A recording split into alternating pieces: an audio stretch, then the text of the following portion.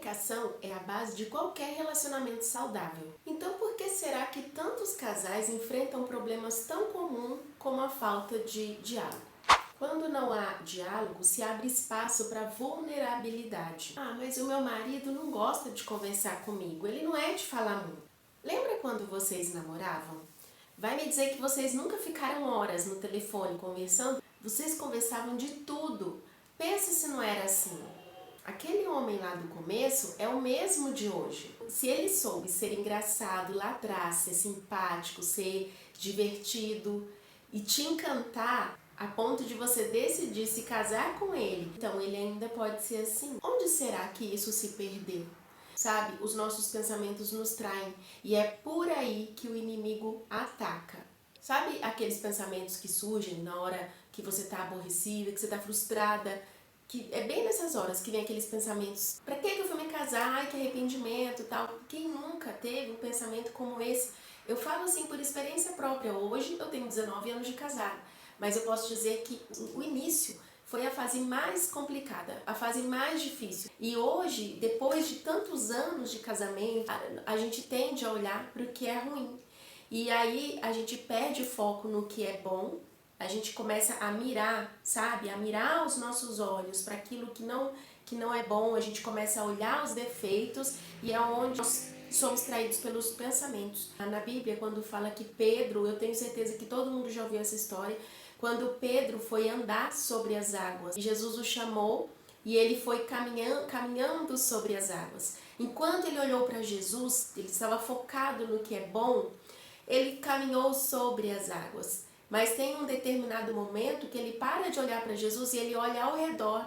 Ele perde o foco, sabe? Ele perdeu, ele parou de olhar para Jesus na direção de Cristo e começou a olhar para o que estava acontecendo ao seu redor. E aí ele viu a tempestade, ele viu ondas agitadas e tal, e ele se assustou e ele afundou. Ele começou a afundar.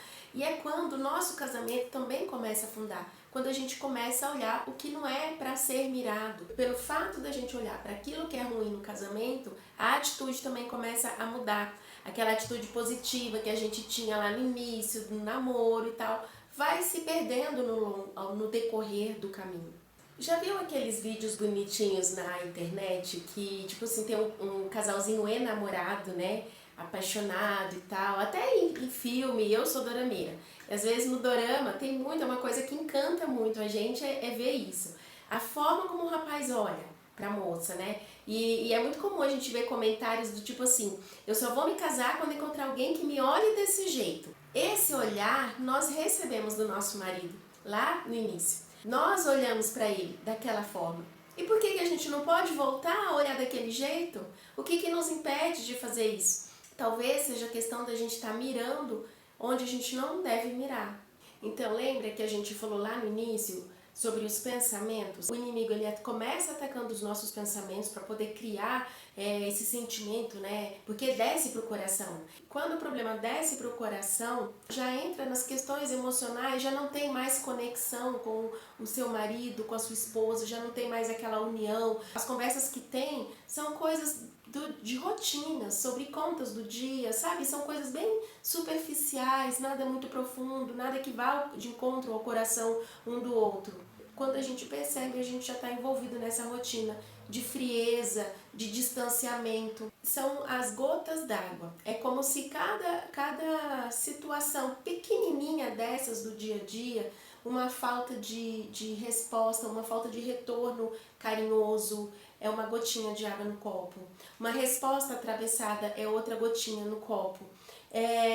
Cada atitude que o casal vai tendo um com o outro, que demonstra essa falta de conexão, essa falta de união entre eles, cada situação dessa, cada isolamento, porque existe um isolamento, né, no casal quando acontece essa situação.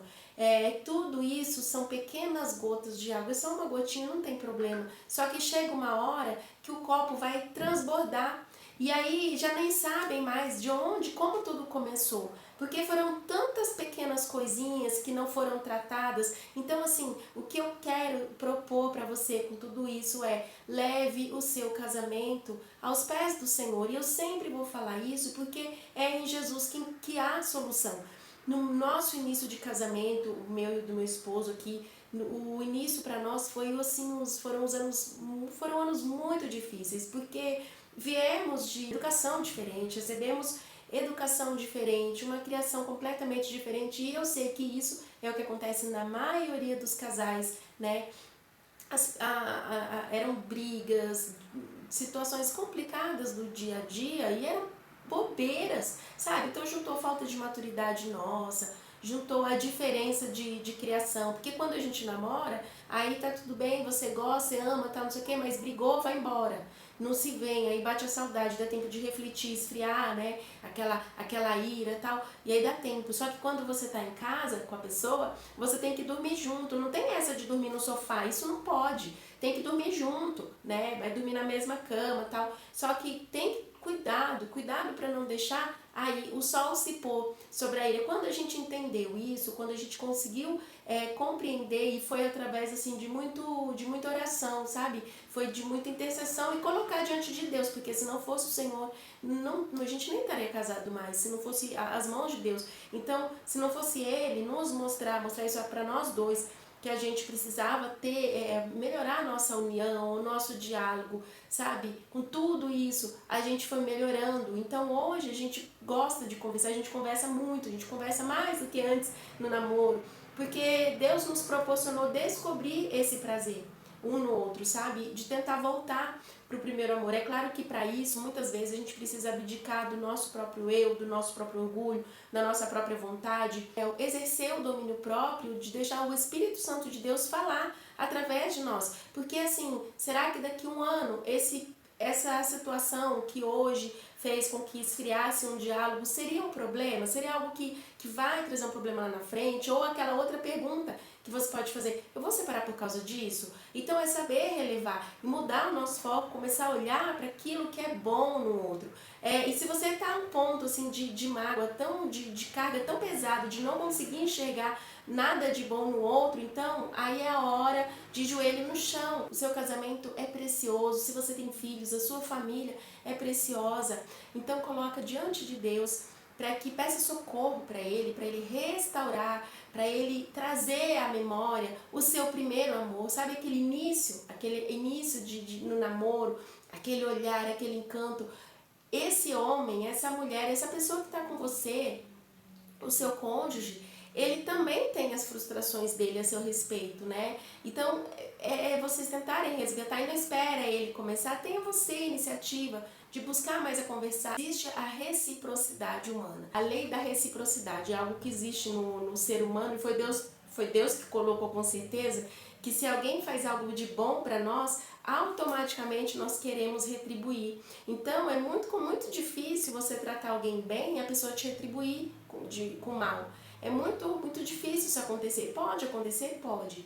Mas é muito mais provável que você vai encontrar o amor lá dentro, para vocês voltarem a ter o prazer no diálogo, sabe? Exercite isso, de ter o diálogo, conversarem sobre muitas coisas. E eu não estou falando aqui de falar sobre as finanças do dia, as finanças da família, isso tudo é importante, né? Falar sobre a escola dos filhos e tal, mas conversem sobre vocês dois, casal.